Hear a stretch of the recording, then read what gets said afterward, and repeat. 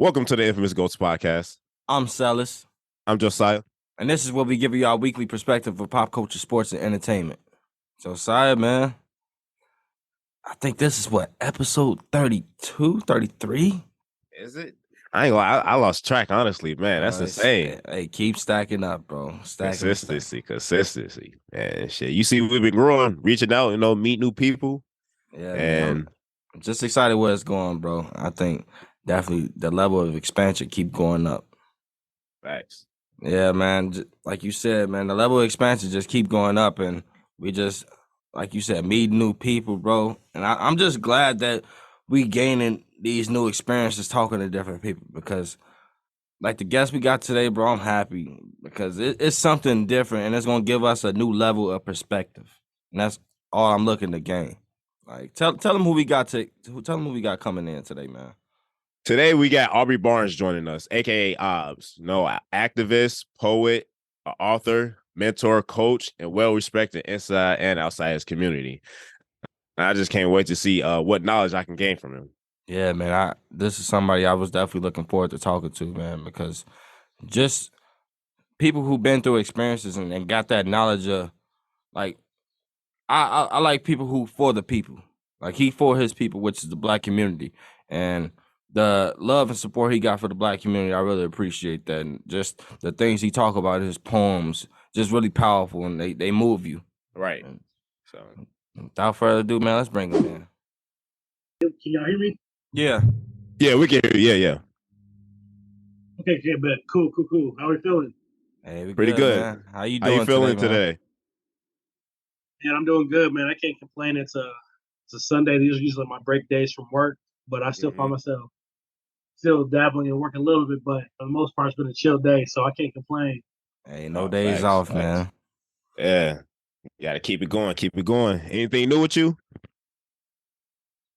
Was that? I said anything new with you? Anything new been going on with you? No. So I've actually been on a summer break as of this last week. So outside of what I do as like an artist and educator, I guess, because I still do a lot of education on my own, like business stuff. I teach I teach at a private school around here. So we're on summer break as of recently. So I've had a lot more time to kind of like take a break a little bit, I guess. Not a lot, but enough. But I've been able to kind of take a break and do more creating with like a lot of my personal art, but also kind of like focusing more on teaching creative arts through poetry and all that. I run a couple of poetry camps during the summer with various school districts and all that. So it's kind of kept me busy. It's a break from work, but not from work. Yeah, I feel it's like keeping your feet wet in different things.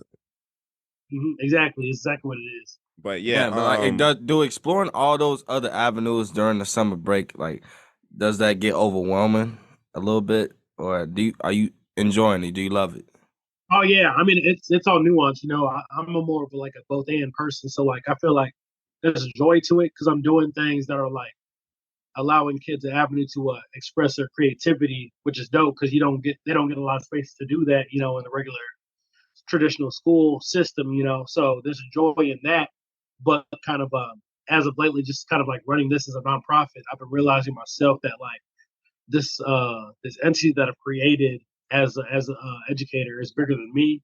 So I've learned that in this process, I got to lean on other people and all that. So I'm kind of in that process of like, yeah, this is enjoyable, but I know my boundaries. So let's kind of find people to kind of put in positions and kind of like start hiring people to kind of do what I do, So it's both and, man.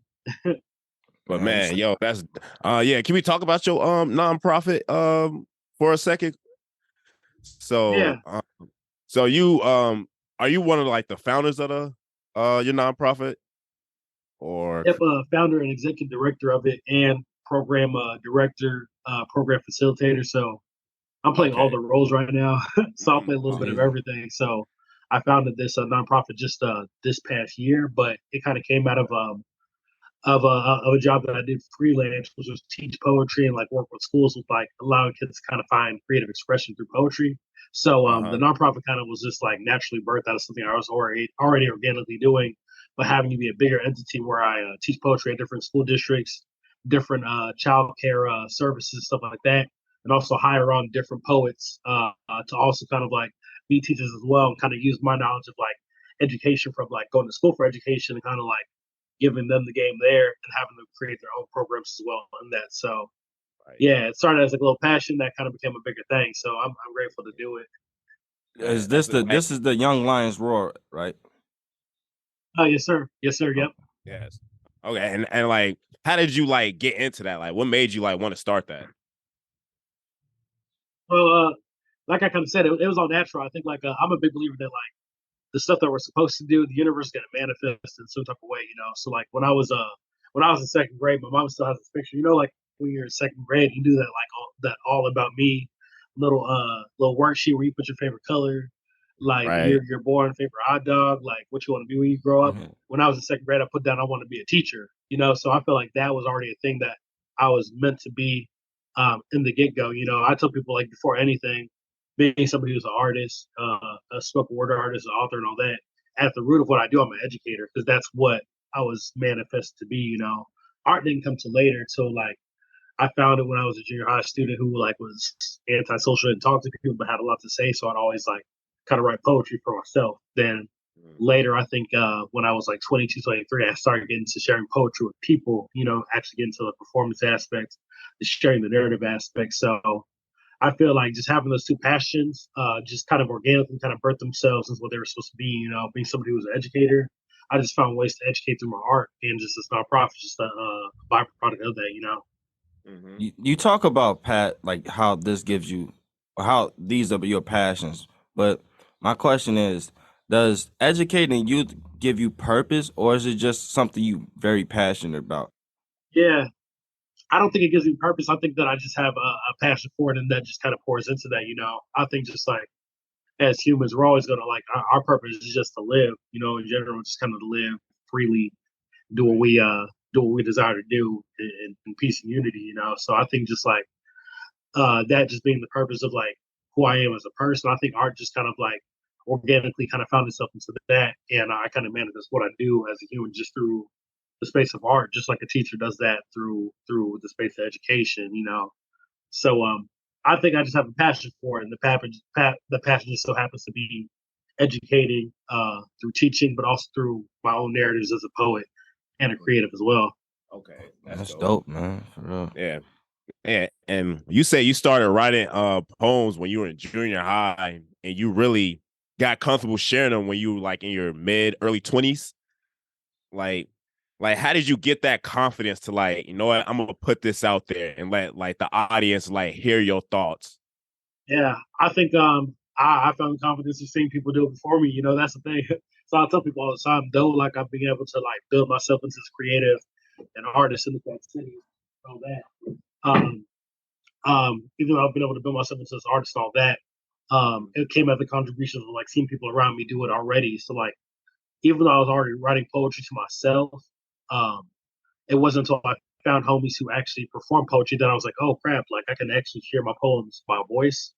You kind of inspired me to do that, you know. So if it wasn't for the people before me who did poetry long before me, my homies like Zay Williams, my homies Chris Britton, I don't think I would have like known about that as being an art, you know, because like being in this part of the Midwest, spoken word really isn't like it's still very foreign. You know, you go to Chicago, you know what it is, but in the Midwest, like in the Quad Cities, to even the view, like people kind of like are like, "What's this art? We've never experienced it," you know. So Mm-hmm. just being be able to be that person who introduces people to that art, that part of the art, like is dope because like I can do for people what was done for me to be like, you know, you can read your poetry, you know, you can share your poetry with voice. It doesn't just have to be on page, you know. So I'm giving what was given to me in a nutshell. Just man, that's some real stuff, bro. I think poetry is something that's very undervalued right now in the world because people don't see the power in it.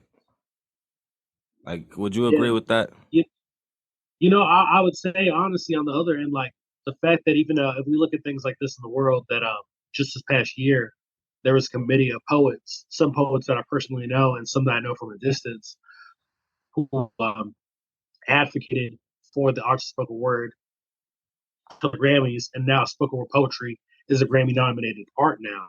You know, I think in the last couple of years, people have grown to really understand it as an art form. You know, from Brandon, I forget his last name, this poet, Brandon, who was first poet to win America's Got Talent. He got a lot of like notoriety after winning that, being able to like put people into poetry.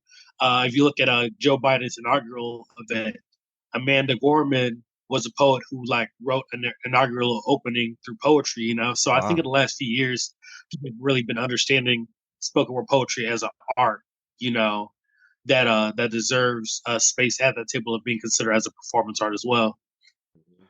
Man, let's take it back a little bit, man. You from Rock Island, bro. Let's talk about your upbringing. What led to you getting into like spoken word poetry? Like, what were some of the influences? Yeah, I would say I tell people I always feel like a fish out of water when it comes to poetry because like I was influenced though I give regard and reverence to poets like Edgar Allan Poe, um Edgar Guest, just like poets of like that kind of era. They're great poets, but they never really spoke to my world, so they didn't really influence me to do poetry. The first quote unquote poet that influenced me was Nas, Made You Look. I can like spit that to you like word for word because like I always remember the lyrics to that song. Like I would listen to like Lil 30. It was before Spotify and all that, so Hey, you had try to to say like I know that record little song word for word. back then before that Spotify and all that, even before like a lot of the music downloads, you had to like record little 30-second snippets of songs in Right. pieces.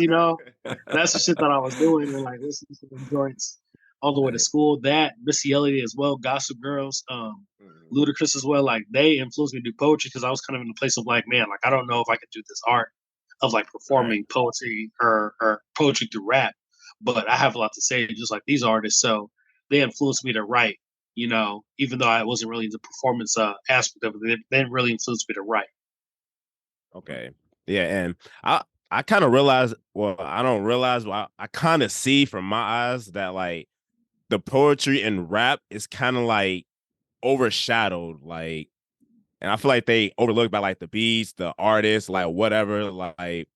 So it's like, what do you think? Some ways artists can bring like a poetic, like flow back in rap music, like. Um, I would say write more poetry. That's my whole thing. I feel like Uh-huh.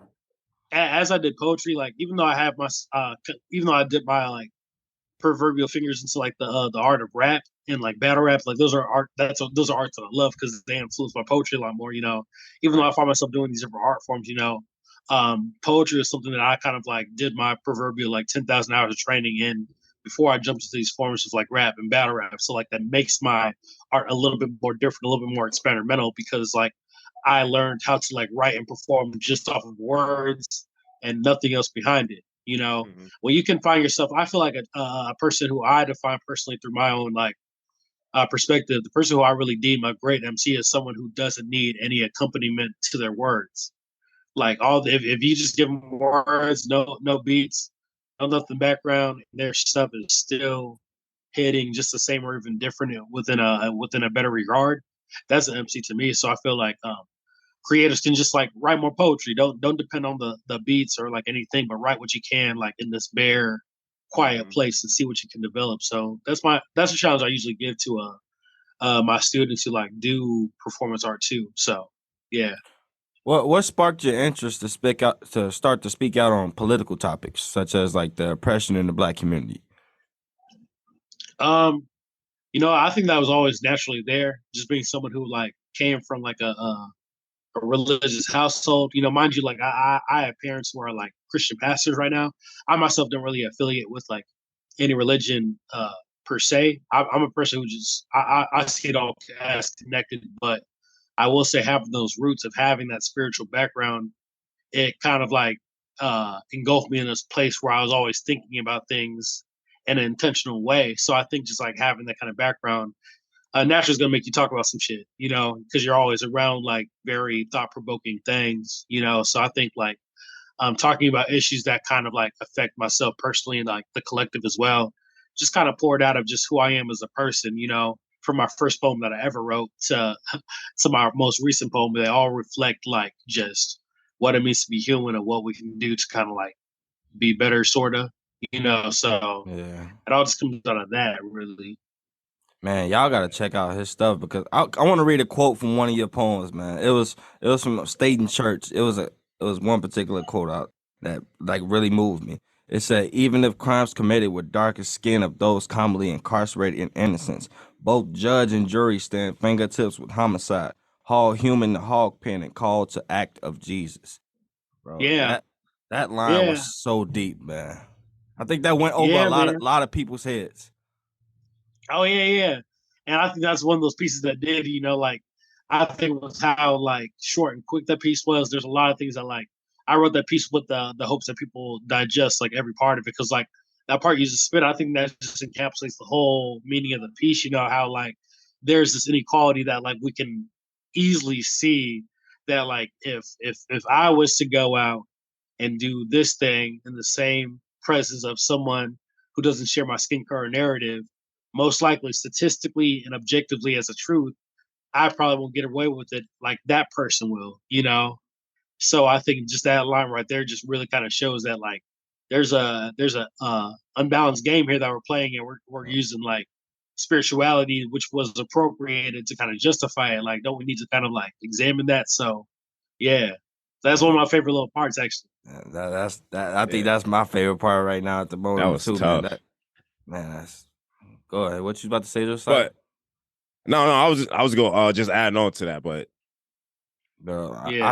I think that's something that's need to be talked about with poetry, but I think it's kind of like the like when we get to talking about oppression in the black community, it's not looked at as such serious content because I feel like they feel like we repeating ourselves, but at the same time, we speaking on things that's still going on today that's not being stopped.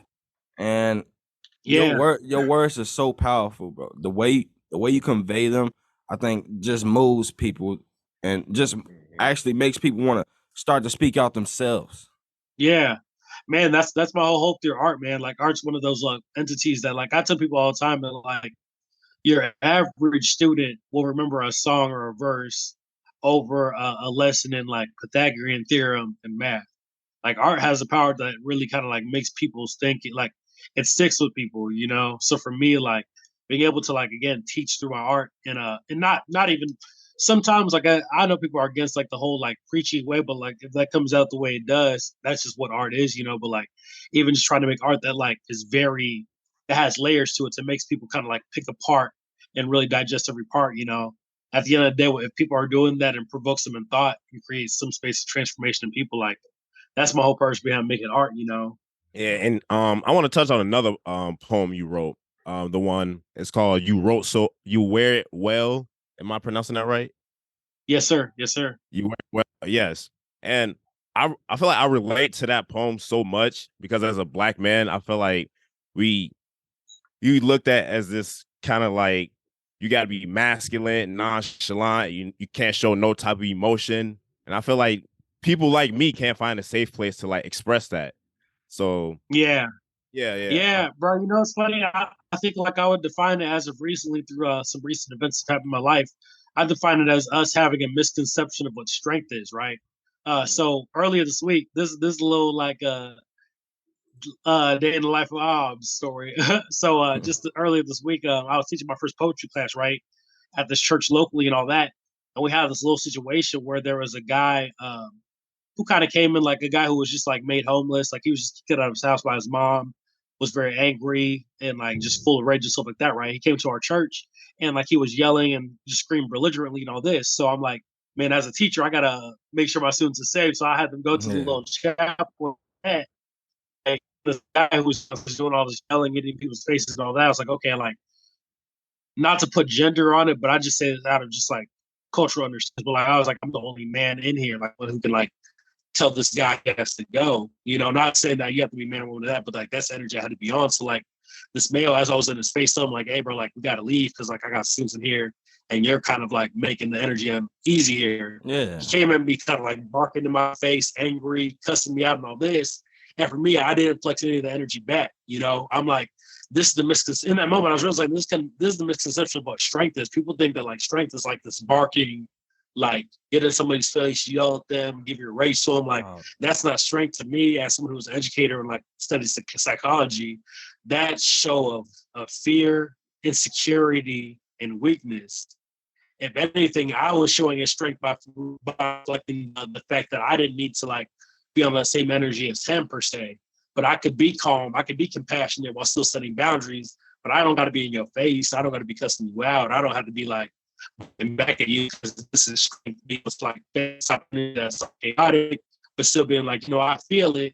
I'm particular about feeling it, but I'm not going to like let it kind of like consume me. I think that's the space that we're in as men. We like this male who obviously have needs, instead of like being like, hey man, like I was just kicked up by my parents, I'm depressed right now and I'm fearful, and can you help me out? He felt like he had to come with like, we don't show our weakness, I'm gonna yell in your face, this is the other. It's like, bro, you don't have to do that, So like I'm learning every day, bro, that like just through my art, like I have to like employ this message of like how it's okay to feel, and it's okay to express what you're really feeling, because I think like at the end of the day, if I can get that message out through what I do as a creative, along the other messages I talk about socially, about how it's okay to feel, I think, and not just that, like if men respond to it and allow themselves to feel all the more. Like I had this male, a couple. I'm telling all these stories, but mind you, I had this cat at the show that I did last month in Peoria. I had this little poetry set as a featured artist, and after the show, this cat came up to me, a brother who was like 6'4", big dude. He kind of was like he was kind of like a ghost face killer looking type cat. He came up to me and he said, "Bro, like I ain't gonna lie, bro, you allowed me to cry tonight." And I was like, "Bro, that's dope. I want that, because like we don't have the space for that permission for us to do that as men. So if I can provide a space through my art that allows you to like let down the facade for a little bit, let off this ego for a little bit, let off this anger, be like, man, I'm just destroyed by life and I need a moment to cry or be." We need that. There's a very spiritual part to that unlocks a unique part of us when we can do that, So I always want my art and my personhood, no matter what situations, to kind of reflect that. For sure. Is that so? That's the kind of takeaway you want your supporters to have when they listen to your art? Just that it could be a moment of healing, but at the same time, it's clarity. Yeah. Like, exactly. I try to be balanced with it, because I know, understand, like there's nuance. There's a nuance to blackness. Nothing's monolithic, but the nuance that we hold as Black people is holding a space of peace for ourselves, of what is said, mindfulness, self-care, and really taking care of our mental, but understanding too the reality that there's a fight out there, and that sometimes we can't be in that pacifist mind state. And that don't mean that we have to be like super flexing somebody's face, but that means that we set boundaries. Like I feel like that's more so like what I want to extend to my art, that like you can be both. You can be peaceful, you can be at peace, but you can also set your boundaries, be in this fight for said taking away freedoms, and really kind of like be who you're supposed to be in the spaces of activism or whatever you take up, but you don't got to let it consume you. That's the biggest takeaway I think that I would have with my work as creative. that's real, dope, man. That's real. But yeah, I want to throw it back to like the night we first met. It was an art show and they had an open mic there. Yeah, and that's when I first seen you perform, man. And it's like when I seen you perform, it was like a battle rap type vibe, like And early in the interview, you said like battle rap influenced your poems. So it's like, how did that like? How did you incorporate those two together? Man, I tell people, man, battle rap is the most purest form of poetry. If you think about it, really, like I've been working on like I work on a lot of projects, so I'm more so procrastinating on this project, but I'm working on this project where I'm writing a couple essays about how battle rap actually influences and enriches like American literature, really, because like when you think about it in battle rap, let's say like I was influenced by Murder Mook.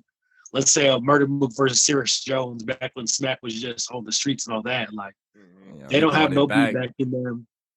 They don't have no producer. They're just spitting words right there, and they're making rhythms to it.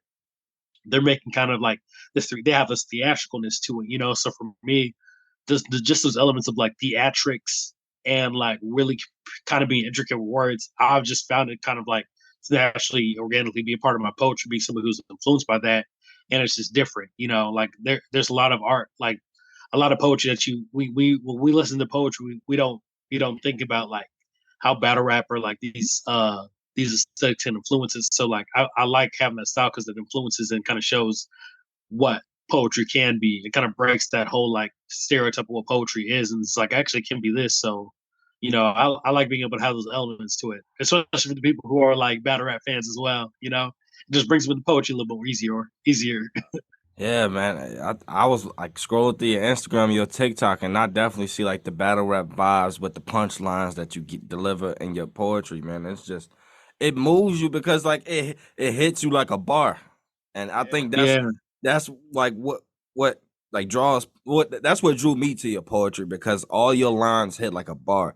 It's like damn, I really Like felt that. yeah, yeah, like you got to set up them punchlines, set up hmm and it's like it's strategical. Like to me, it's like that's pure yeah, art right there. Like you were just saying, like yeah. It's just understanding how to use words differently. Like I think Better Up has just kind of showed me like how to use words differently so that like it's felt a little bit more. You put the right inflection, the right timing behind this word, boom. And I think I also just being someone who's actively involved in battle rap, I'm always pulling little things from that aesthetic to add to my poetry. So it just makes you more different. How long you been battle rapping? For about 4 years now, I've had about like 14 battles. I think Mm. last time I counted, yeah, about 14 battles. You don't get stage fright And from that? you said what? You don't get stage fright from that? I used to, but I kind of reformed how I looked at it. I guess for me, it was just a kind of reframing. Like to me, I tell people all the time, like battle rap to me is therapy. Like it's almost I've been wanting to write a poetry on this, but like this is a purest form of therapy. Like you have these dudes who come together, we have this thing crafted artistically and all that, but at the end of the day, we're getting our aggression out and what we need to get out of our system. So like me, I've switched it to really understanding, even though I've had those performance aspects still to it, because at the end of the day, it's still like a thing where it's a showcase. I more connect with the part of it of like, man, I'm getting out what I've been kind of needing to get out of my system, and it makes me kind of like that reframing just makes the whole stage fright thing kind of like disappear because like it's like even though I'm here for y'all, I'm not here for y'all. I'm here to just get the stuff out of my system. So if that's what I'm here to do, I'm not really gonna be nervous about it. So I try to hold that in balance with what I do battle rap wise. so. I know you just broke it down, but how did you overcome that mental barrier of like performing in front of people, not just in battle rap or in slam poetry? Like, because I know that's a mental barrier for people in different aspects, probably in sports, business, like whatever. How did you overcome that?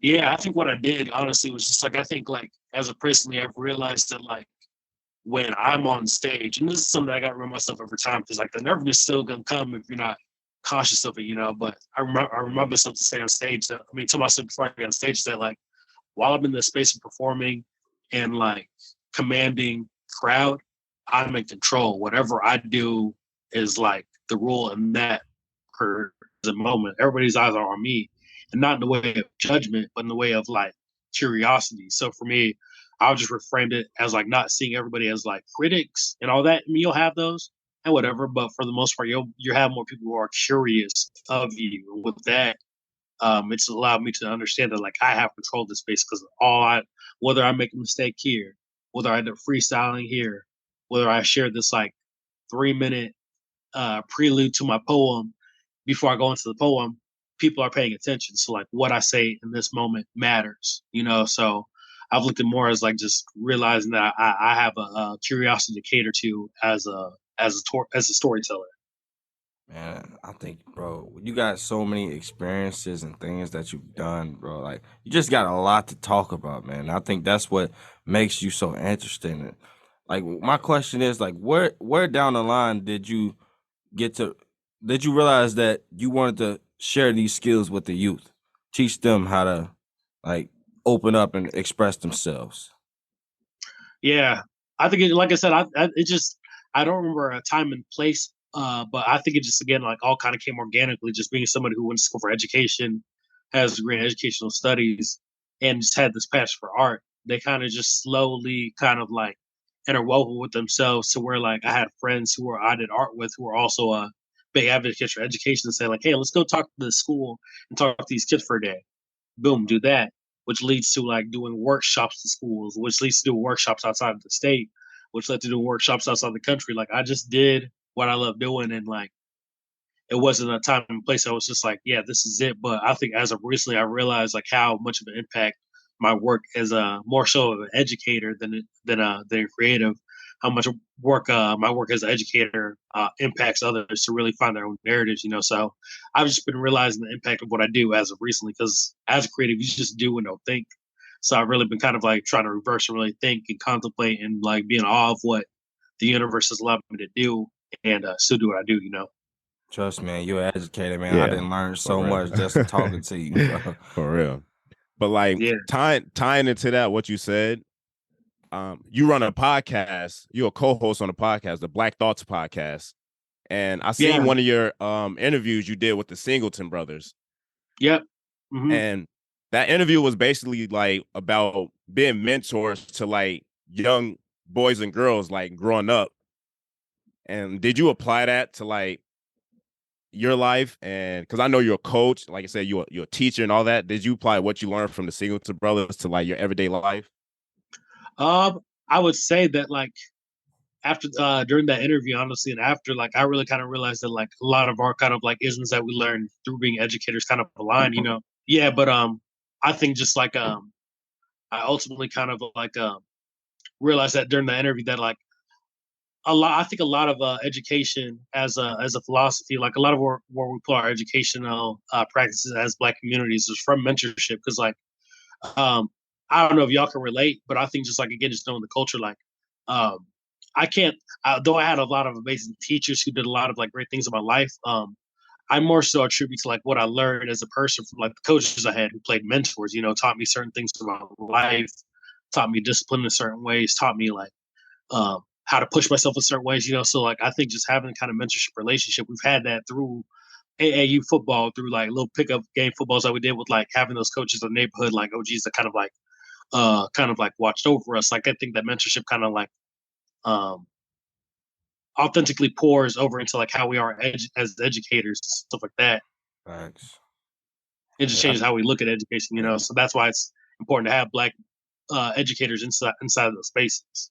Yeah. And And like just like growing you up, said, like specifically black. yeah, black. Because growing up, I never had a black teacher. Like I Yeah, had a black principal, but that's it. I never had a black teacher growing up. I yeah, grew I grew up in Chicago half of my life, so I had majority black teachers. It wasn't until I moved into Iowa then I saw the cultural differences. yeah, That's how I would put it. It was a yeah. big shift.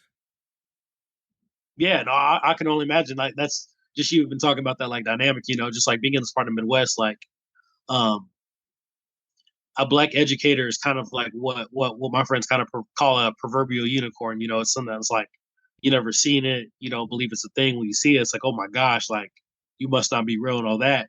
And it's kind of reflective of like what this part of the Midwest is.